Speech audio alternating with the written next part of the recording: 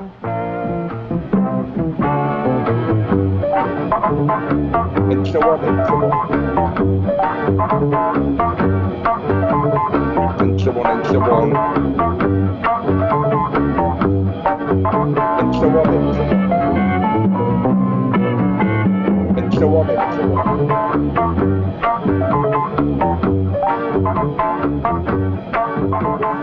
call you Michael usually or Mike? Who are you for other people, Michael? Usually Michael, I think. Mick, Michael. And would you rather I called you Michael or Michael? Michael, please. Okay, Michael. Hi, I'm Michael. I'm Peter from Žižek and so on. We got Will and we have Michael. Welcome to the show. How you going? How we doing, fellas? Good, mate. Sick. Pretty good. Sick. Sick. Shit. This is like a regular winter sickness. Yeah, I think it's just regular. I got a finger condom on. Why's that, Pete? I was changing my guitar strings and I didn't have any like clippers to cut them down. So I was using a big pair of scissors and got distracted and just clipped off the tip of my finger. And it just a lot of blood very fast. So I went to the emergency room. Yeah. It actually didn't hurt that much. I was fine. It just Can I see it on a hand scale? 9 out of 10? It just looks funny now more than anything else. I don't know where the tip of my finger went though. It was somewhere. Oh man, I heard what a black hole sounds like. So did I. It's fucked up. It's pretty sick. It's kind of freaky. It sounds also like exactly how you would think. Yeah, it's like it sounds like a it sounds like a fucking Christopher Nolan movie. Yeah. Sounds like Tenet. Whereas a black hole is a black hole, and a Christopher Nolan movie is a black hole of talent. Yeah, It's shitting itself. yeah. The new Batman drove home how overrated Christopher Nolan is. No, he's the greatest filmmaker of all time. I respect that you're smoking cigarettes while you're sick. I don't do that.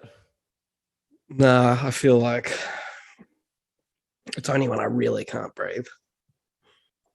I was like, what am I going to drink for the podcast? Oh, what? I'm going for the Coca-Cola. Žižek's beverage of choice. Yeah, Yeah. that's nice. Coke is, I still think it's the best medicine. Like if you're feeling off, drink a Coke. Yeah, it's true. But I have the rather than the super ego injunction to enjoy when I drink a Coke, I have the super ego injunction to feel guilty about the fact that I'm drinking it because it's unhealthy. Yeah, I got a normal Coke. I got a normal Coke, and the guy went, "Not Coke Zero?" I was like, "Yeah, normal Coke." He goes, "Huh, old school." Nice. Nice. Coca-Cola Classic. All right. Okay, Let's do it. Yeah. What do we read this week? What is this? The Capitalist Gaze by our good friend Todd McGowan. And it's a hot off the presses, right? No, it's old. Oh. 2013. Okay, that makes sense because I was like, why isn't he talking about COVID?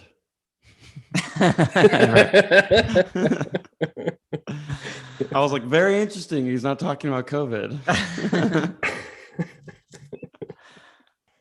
Yeah, it's called The Capitalist Gaze, Todd McGowan, from Wayne State University Press, the state of Wayne. So, So Capitalist Gaze, Todd McGowan, he opens with the subheading, The Image of Neutrality, and then with the not great movie, The Usual Suspects. What do you guys think of that one? I don't really remember anything about it except the soundtrack. Really over the top soundtrack. I remember that. Remember the big twist. Mm-hmm. And in the film, one of the characters says, the greatest trick the devil ever pulled was convincing the world he didn't exist. But in a kind of Žižekian reversal, Todd says, this is not the way that capitalism functions. He says, although many on the left equate capitalism with the devil, capitalism operates in exactly the opposite fashion. Its basic trick consists not in hiding its existence, but rather in proclaiming it. But then he immediately moves on to saying that the trick that capitalism pulls is to convey itself as natural or neutral. Mm-hmm. So it's interesting that It's true. Yeah, it's slightly different.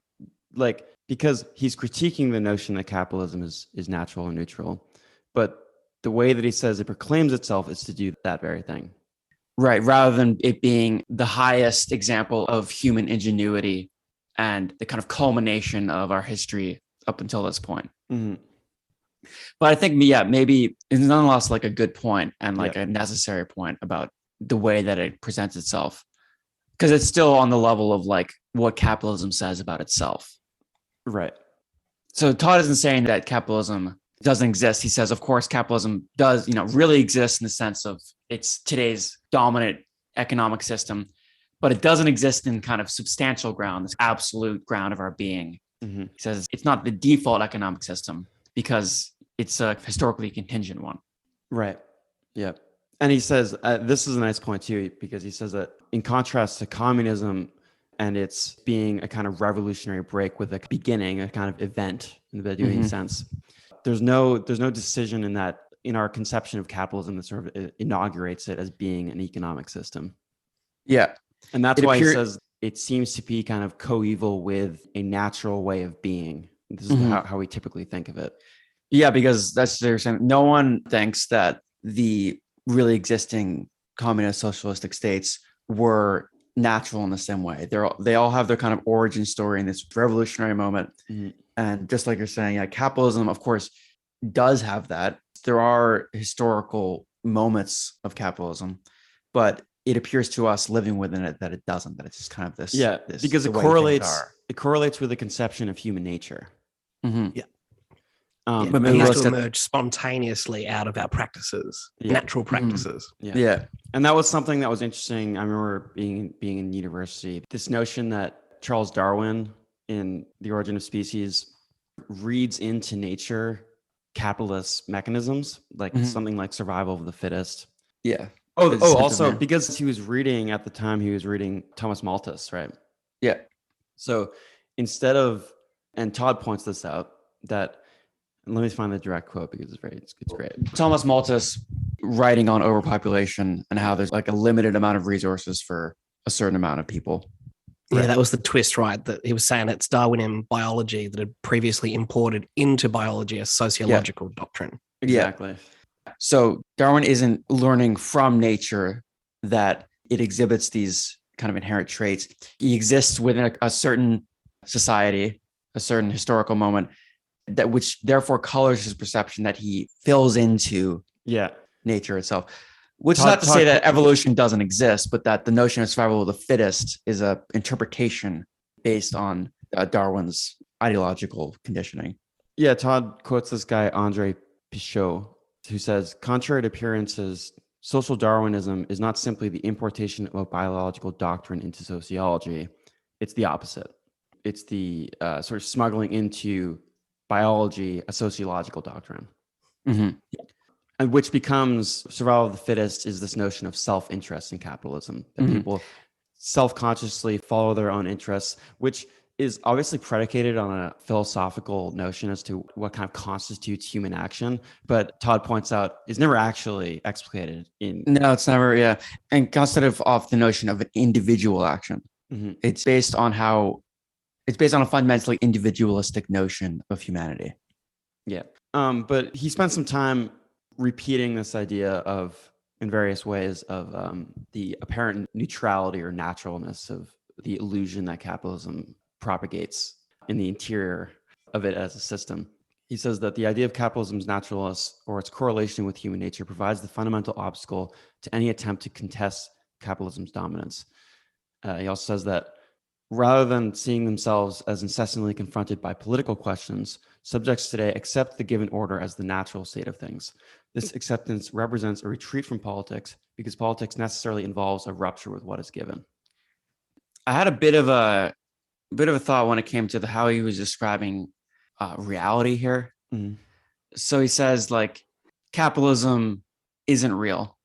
He says, in a kind of nominal sense it's real, but it's not real in the true meaning of the word, which he doesn't exactly define. Mm-hmm. So what's the existence of capitalism? Does it exist as our economic system, but not as our ground of our being? I just wonder, like, given that we exist as historical and material beings, where is our existence then derived, right? Is our true existence our kind of capacity for experience? Because, he's like, capitalism is the current ground of our existence as subjects. But if it's merely kind of economic or political system, I'm not exactly sure what Todd is saying is the true ground of it. Right. I think he's trying to point that capitalism isn't out there. It emerges through our belief in it. Mm-hmm. Mm-hmm. The materiality of our belief. The answer that I thought was like, it might be the current ground, but it's not the only conceivable ground, and it's not the only ground that's ever existed. The ground of our existence is, of course, not only capitalism. You would have to be someone who thinks that capitalism is natural in order to think that. Yeah, right. I also detected in the terms that he's laying out here, there's a contradiction. I think this is pre-contradiction, Todd. He did not say the word, so maybe that would. You can also see how this leads to his book, Capitalism and Desire. But we can come to that. But yeah, capitalism proclaims its existence, which is his basic trick. And it takes on the guise of neutrality or naturality. And capitalism is political through and through, which he says at the beginning of the text, but it also depoliticizes. It convinces people that actually it's not a political order. It's natural. So it's like, how does it do that? I think his quote from Jacques Rancière is good here. He says that, I think that there's some cool tie-in with Rancière in our previous episode that I wanted to touch on. Cool. So Rancière but maybe right before that, just in terms of like the naturality of what we're talking about, he talks about how capitalism proclaims its existence and we as subjects believe it to exist, so therefore it exists. But I'm not exactly sure that if, as he's saying, we need to realize that it doesn't exist, then that's kind of this political step forward. I think it's not like exactly we need to believe that it doesn't exist. It's just that we're capable of imagining another existence. I think this is what I was trying to say with like it being real or not real. I think it's the ability to change, that the potential is more the kind of revolutionary moment there. No, that makes sense. It's just like I get what he's saying. Like capitalism is perceived as natural, and there's this kind of unchanging, inevitable quality to it. So we as subjects of it or political subjects of it don't really see the kind of horizon of a shift. And Todd is saying that if we can understand that it's non-existent, if it doesn't exist, then we can approach changing it. I think actually that's not quite what he's saying, because he says that grasping the vulnerability of the capitalist system requires taking stock of its strength. And through that, maybe, I mean, as we move through the essay, we might get more of a sense of what that means. Yeah, I think, maybe he ends on something similar to what I was saying, but yeah, I think with an added nuance. Yeah. Its strength is that it doesn't appear political, right? Well, Todd is saying that aside from capitalism being an economic system, he calls it political through and through. Yeah. It's necessarily a political system, one that exists as a kind of choice with subjects and within that economic system. Enjoy the music for a minute.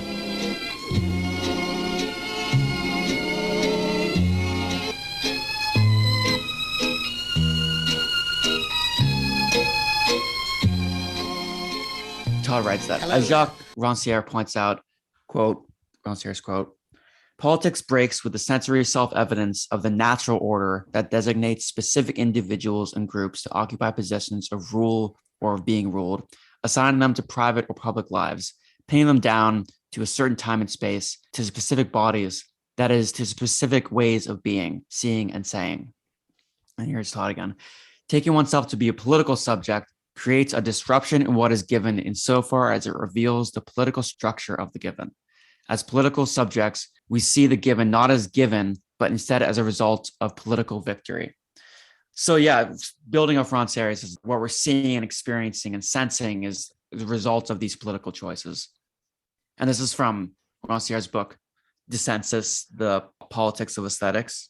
I think it's the result of the economic system rather than political choices, because the experience of actually all the way down to the level of like seeing, what you see is determined by capitalism, the way that you see things. But I think he's primarily calling it political over economic. Like what Rancière is saying in the book is that this census, this concept that he's bringing out of politics of aesthetics, is a way to understand the change in sense, both in like bodily sense and in perception, like our understanding. And then this is a bit of an aside, but I think it's an interesting connection to our Patreon episode. If you want to listen to it, join Patreon. In terms of the politics of art, because art can be about a change in sense. It involves our sense. And a quote from the Rancière here, he says, if there exists a connection between art and politics, it should be cast in terms of dissensus, the very kernel of the aesthetic regime. Artworks can produce effects of dissensus precisely because they neither give lessons nor have any destination, because they're merely about the act of sensing. Mm-hmm. So it can implicate us and affect us, our sensory experience. So that's its ability to be political, because politics involves the way we sense the world. Anyway, right. Bit of an aside, but I thought it was cool. I think you're right about what Rancière is saying. And obviously, because he's quoted it, Todd is getting something out of that. But he does say that it's not enough to simply call for a return to politics. As long as capitalism persists in the guise of a natural system that simply exists, such calls will go unheeded. And this is what he spends time on the essays trying to show how the gaze itself is determined by, maybe he doesn't say the economic system, but he says capitalism. Mm-hmm. That's probably the best. Yeah. But he says that perceiving capitalism as natural is problematized by Freud, because if capitalism is truly about self-interest, the lesson that Freud teaches us is that our self-interest is continually undermined by our drive. We act against our self-interest all the time. Mm-hmm. Maybe that can be understood to be the kind of political edge of a psychoanalytical reading of capitalism. For sure, yeah. For sure, yeah. So I was thinking about different forms of parapraxis. So like you have errors in writing, it's like slips of the pen, or reading a word incorrectly, or mishearing a word. And when you were talking there about sense, like I think you can expand it to sign as such. So to be like the way in which our immediate experience of the world is mediated by language. And that means that at a fundamental level, the visual field itself, though it appears neutral, it's always already marked or stained or sustained by unconscious desires and fantasies. Mm-hmm. So for all of this, it would still be like the capitalist episteme, right? In terms of in how we approach our understanding of the world. Yeah. Yeah. It is interesting, though, that he brings up Freud here and drive. Is he suggesting that drive is a political force? He's saying that more than conscious self-interest, drive determines our being. Mm-hmm. Right. Because he quotes Ayn Rand and this example of this kind of self-interest where value is created by producers, the Elon Musks of the world. I thought he phrased this very well. He said, whereas Marx views the working class as the producers and the capitalist class as the appropriators of value created by the working class, Rand views capitalists as the only true producers. Mm-hmm. As Rand sees it, the capitalist engages in a pure act of production that takes place outside of any system that would regulate it. Which is so funny because Elon Musk doesn't make anything. No, he doesn't make anything at all. But this is the story that's told about how value is produced, right? They succeed not simply by the virtue of their own productivity, as Todd says, or ingenuity, but also through the systematic regulations that create the conditions of possibility in which this productivity can thrive. That's kind of funny, right? So if drive is the enjoyment of the obstacle to desire's realization, mm-hmm. then the condition of possibility of drive is the object cause of desire. So Musk doesn't have to make anything. Is that analogous to capitalism functioning off its own imminent crises? Yeah, I think so. Like I was thinking of a kind of like a chiasmatic opposite. So you'd have, the goal of Freudian therapy is like the common unhappiness, mm-hmm. but it finds itself in its opposite as the unhappiness of the commons. Right. The idea would be that if capitalism appears to us as a natural formation, coextensive with organic, natural practices, right? Mhm. But at a certain stage in Freud's work, the idea is that we are not natural animals, Right. driven by like this mode of repetition, not self-interest. So, like one of the criticisms of psychoanalysis is that you're taking people and trying to square them, basically, right? Mhm. Yeah. Making them fit the mold or whatever. That's the taking them from a type of hysterical misery to a common unhappiness. Yeah. I love that line. Mm. There's no like ultimate end other than just making someone regularly unhappy rather than like It So also I think that's like the political edge to it, though, right? Like the common unhappiness. So the reversal is the unhappiness of the commons, and I think that's where the political emerges. I think you could also see, I mean, this goes all the way back to Romanticism, but it's definitely as prominent today as it was in the 60s and 70s, the idea that you can escape the ravages of modern society by returning to nature and finding rejuvenation in it. Mm. Where nature there is kind of literal in the sense of it being the natural world, but it's never really clear what exactly that means. Obviously, it means like there's some kind of like theoretical aspect to it or even political aspect to it. But it's sort of the main point or one of the main points that Freud is making about sexuality is that human sexuality is not natural. Mm-hmm. Contra Darwin, of course. Mm-hmm. So the idea that humans that people by leaving the cities can return to a more natural way of being human.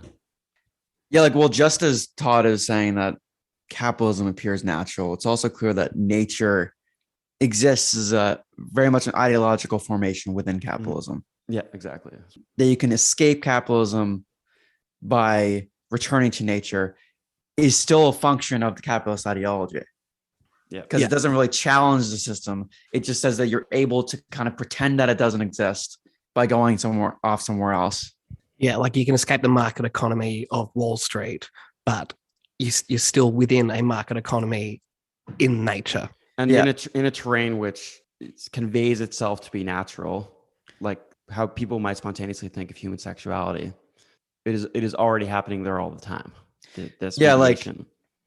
Like when I was on the farm a couple months ago, this is very much what we're talking about in terms of like, you're off in the middle of nowhere and you're kind of authentic labor relation. You got your hands in the dirt, but nonetheless, there exists the fact that you're a worker for a farmer. So the market does enter that relation, and the whole function of the farm exists within the capitalist economy. Like, you're bringing it to market, you're selling it to restaurants. The bottom line is that the necessity of capital exists. Production. Yeah. Though I feel like Todd does a little bit take the natural world for granted here. He writes, the natural world engages in a constant struggle with scarcity. Plants and animals must either fight with each other or cooperate. Neither strategy is more natural than the other, despite what appears self-evident. So I think he's alluding to a kind of alternate interpretation of how we can understand nature beyond self-interest. It's cooperation as well. In terms of a theoretization of nature, which is always already mediated through a certain conception of human being or a philosophical disposition or whatever, capitalism is just as unnatural as nature is. Nature is just as unnatural as capitalism is. Right. That too.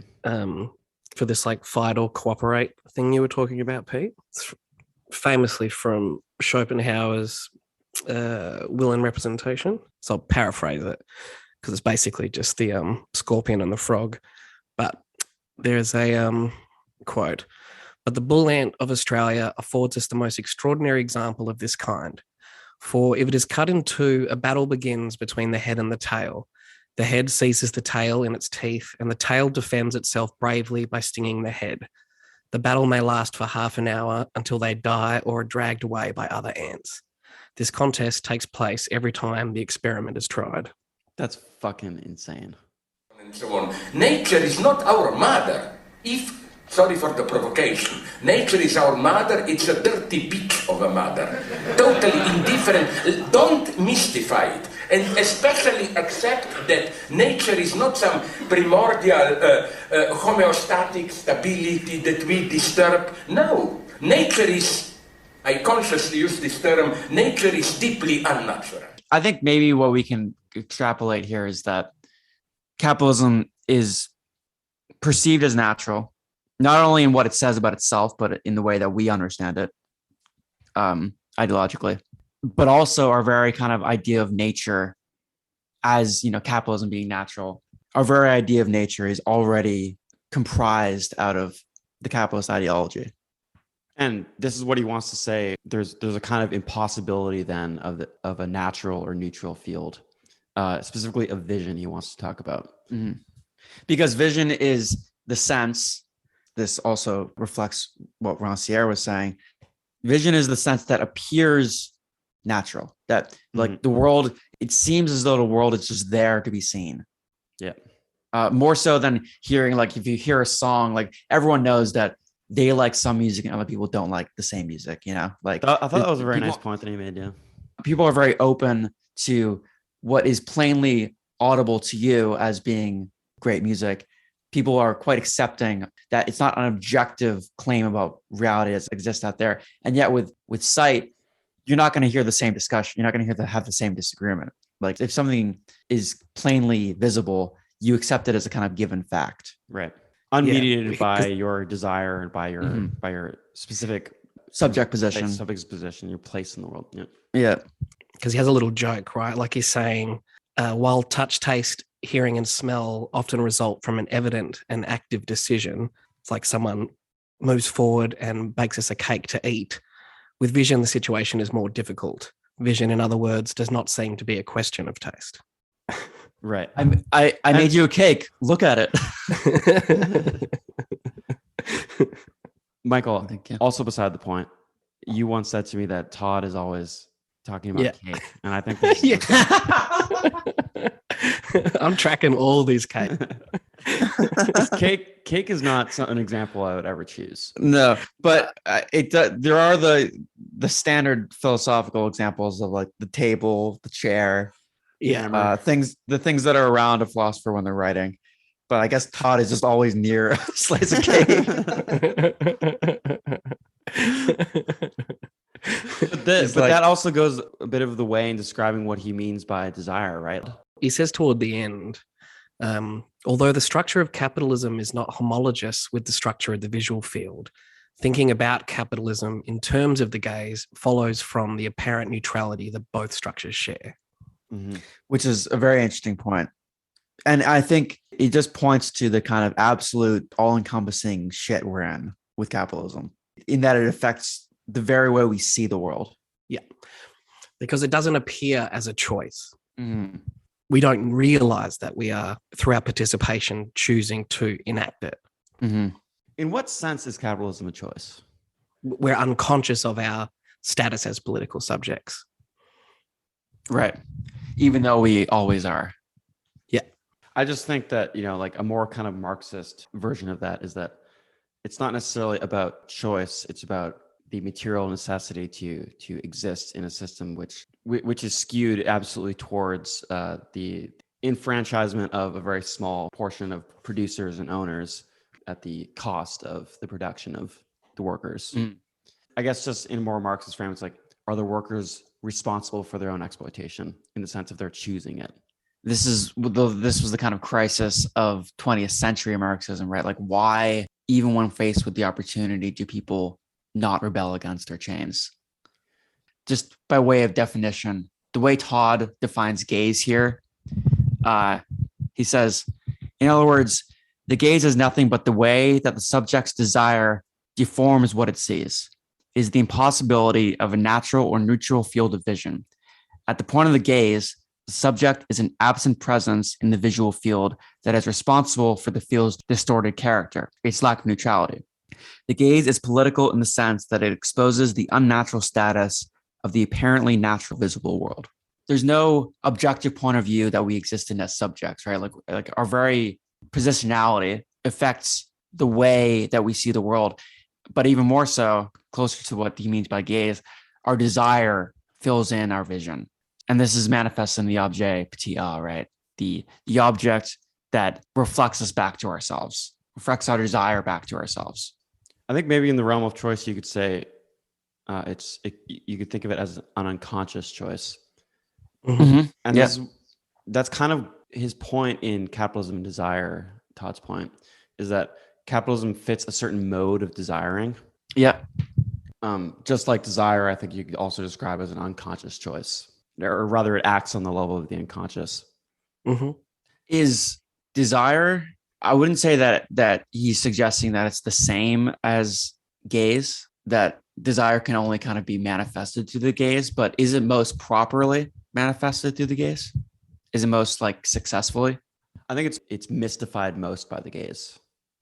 Because maybe that's the point at which it's hardest to understand that desire is actively constitutive. Exactly. And like the point that he wants to make here is that when the gaze breaks down, when it's revealed in its very functioning, that is kind of an opening for emancipation. Mm-hmm. Right. And this is why film is so often an example with Todd and with Žižek, is that it operates on the visual field, but in its most successful moments, it's able to reveal the act of the gaze itself to you, the viewer. And then Todd also wants to compare this with crises in capitalism, like that kind of in its breakdown, show it as a specific political formation. Yeah, the Not brief something moments, natural. like in those brief moments of crises, 2008, for example, or the Great Depression, the function of capital becomes apparent, and it's not that merely seeing the way it functions is enough for emancipatory politics, but that it creates a kind of opening for it. Yeah. You know what a big example for me these days is after COVID, I guess the economic term for it, or the pop economic term for it, is shrinkflation.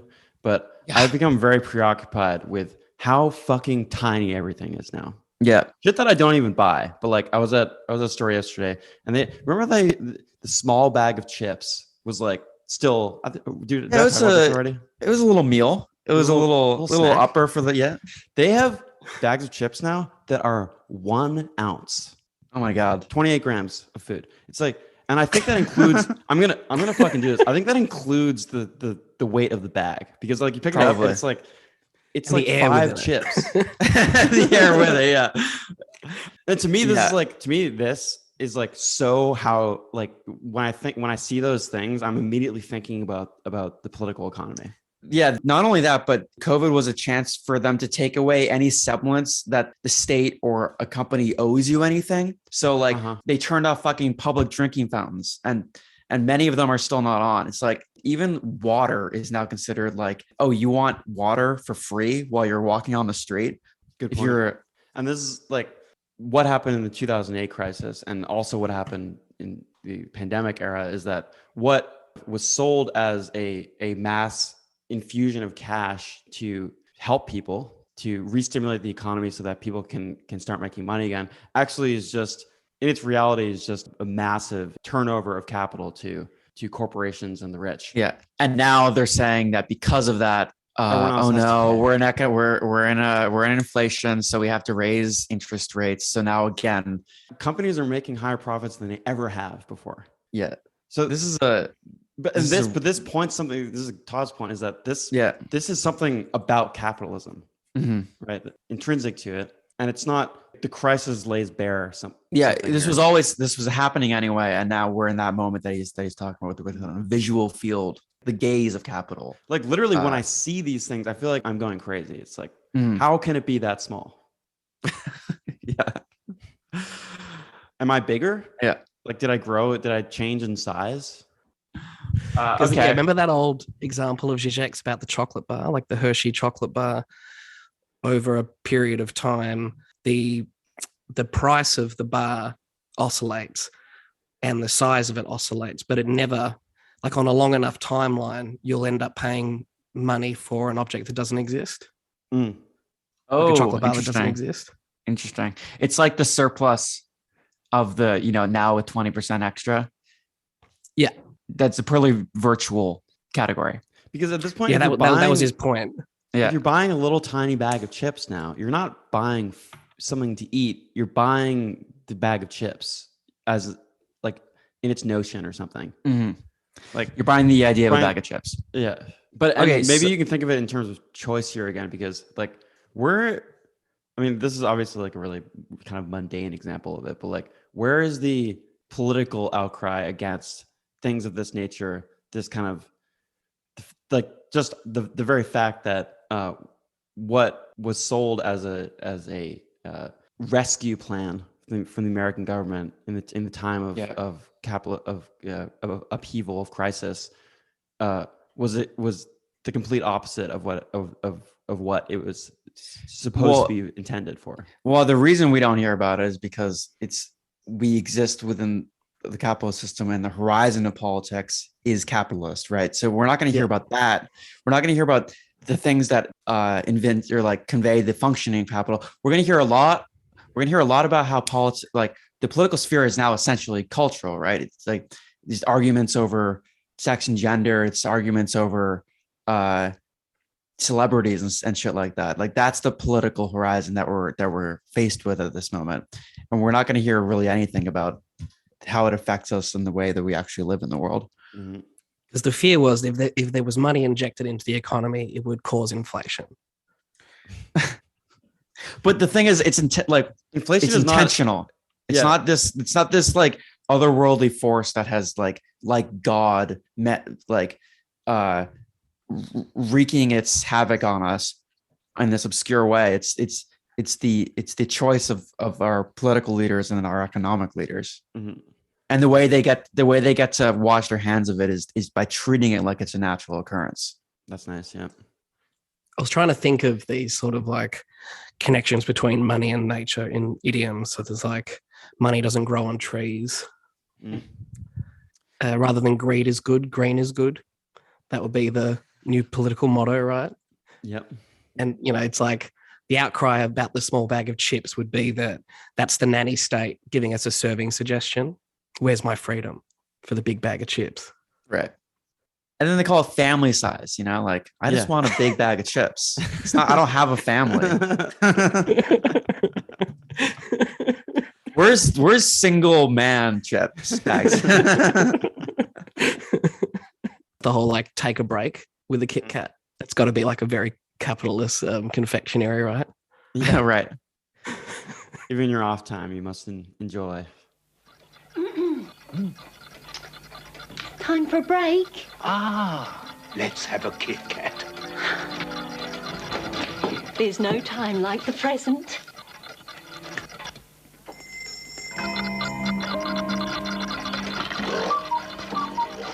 When you have a break, have a Kit Okay, Kat. so yeah, he's saying that the gaze, the extent to which it affects the way we live in, the capitalist world, and those moments, as we were talking about, of the kind of breakdown of capitalism, or like of the way that it presents itself, provide a kind of opening for emancipatory politics, but also the opening for the reaction, the fascistic reaction, to capitalism. The way that these moments of crisis are fascistic, he says, moments of crisis within capitalism facilitate an encounter with the gaze. They're not necessarily revolutionary. Oftentimes the response is the encounter with the fascist reaction, where the moment of crisis is taken as a kind of aberration of capitalist dynamics, rather than being imminently a culmination of them.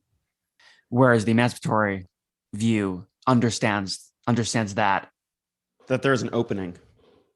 Todd, ever the closeted Sartrean, and which is great. And I hear a lot of Sartre examples from Matt Fleischfeder. I hear from Žižek. I think he's the ongoing like secret guy of a lot of these guys. Like I think there will be at some point a Sartre renaissance. Yeah. I'll put it this way. Todd says, the world is not the background in which we desire, but emerges only through the force of desire.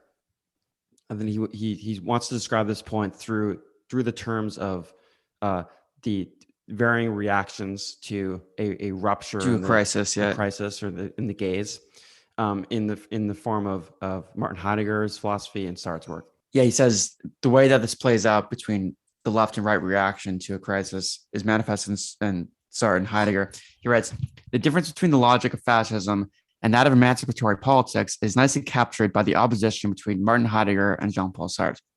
Although the two shared a similar philosophy, their politics were wholly at odds. Perhaps the greatest insight of Sartrean existentialism lies in its recognition that we cannot elude taking up a position within a political struggle. Yeah, it's just so interesting because they share so much, and Sartre builds, especially his early philosophy, being a nothingness, off of Heidegger, and it's so interesting where they go politically is found within their different kind of philosophical stances. Yeah, so because he points out that in Heidegger's Being and Time, there's this idea of a kind of neutral background, which Todd is identifying with Heidegger's idea of Mitsein, or being Mitsein, against which we would constitute ourselves. Mm-hmm. But for Sartre, such a background only, this is what Todd says, for Sartre, such a background emerges only through the transformative power of our project, our engagement that renders the background inevitably distorted. Yeah, I mean, okay, well, firstly, just to respond to that, like with Sartre, there's always this kind of like activeness to our rather than in Heidegger a withdrawal, right? Yeah, with Sartre, there's always a choice involved in what we perceive. Mm-hmm. And if we're talking about when it comes to capitalism and choice, subjectively speaking, from a Sartrean sense, we are kind of choosing the capitalist system. Where and then as long as we conceive of it as being natural. Yeah, and ultimately, with the kind of burden of our Sartrean freedom, the emancipatory response is also a choice. Mm-hmm. Yep. Which is a very nice point. It's very nice. Yeah. The transformative power of our project. I love that. The way of putting it, like, because it's the idea of project in terms of both our subjective project, the way we want to exist in the world, but also a political project. It's very nice. Yeah. It's very nice. Against a background which is always already distorted by our desire, by our by the disruption that exists within the system and our place in it. Yeah, and kind of Todd's closing here, he says, the crises of capitalism create a similar opportunity for radical reinterpretation that the encounter with the gaze offers. Rather than viewing capitalism as the background of our actions, we might view it as the product of them. In this way, we lose the guarantee of a neutral playing field and gain responsibility for the very turf on which we exist. But yeah, I think that kind of sums up the argument very nicely. And there's these moments of opening, but also we need to understand that the way we perceive the kind of the very turf of our existence is already determined by our desire, is already determined by the capitalist gaze. And yet there is an emancipatory potential there, and it involves a kind of choice. We're not, as a kind of vulgar Marxist would have it, the manifestation of the historical process and necessity. There's actually something about a moment, let's say an event that involves an act, a choice, the Kantian act, right? Yeah, and this is, I mean, for anyone who thinks that this has nothing to do with Žižek, this is something that Žižek always kind of implies a little bit, but never really fleshes out, at least in my experience of it. He says that there always is a minimal space for action. There's how, and this is obviously, we've talked about this, he's getting this from Sartre. It's as determined as the situation might be, there's always how you subjectively integrate it and respond to it. And this is what often leftists like to elide, like to suggest is a less important way of understanding our placedness, our subjectivity, right? Because the notion that we are implicated, or like our own action is implicated in the continuation of the system, is not, well, people don't really want to think about that for one, but it also requires a kind of like active necessity to the way that you perceive the world. I'm not saying that leftists don't want to do that. I'm saying that often individual action is seen as less significant, more in comparison to the kind of more structural understanding of the way the world works. Yeah, maybe it's a distinction between necessity and contingency. Well, it's like what Žižek talks about, like when you ask, one of, I think his example was one of the Parisian rioters in, what was it, 2005, why they're doing it. They'll suddenly start sounding like a sociologist and saying that, like, oh, I'm of this category. I grew up in this area, so this is just kind of like what I would do as this type of person. Yeah, whatever. Right. My own personal action is not implicated. Like this wasn't a choice. This was preordained by my objective conditions. But it's already saying that it's both. One might even say it's dialectical. I think that about sums it up. We've been talking for a while. Yeah. Okay, Žižek and so on. Anything else, fellas? No, that's it. That's it. Okay. See you guys later. Bye-bye. And so on and so on. And so on and so on. And so on and so on.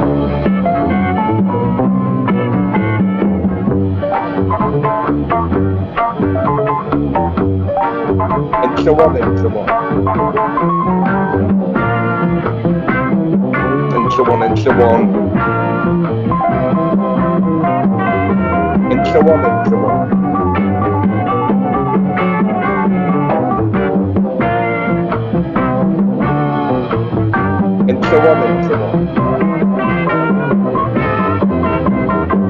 And so on and so on. And so on and so on.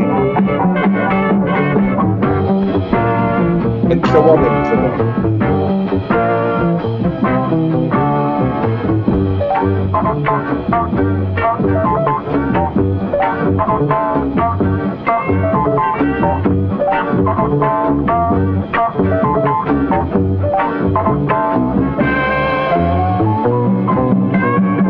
And so on and so on. And so on and so on. And so on and so on.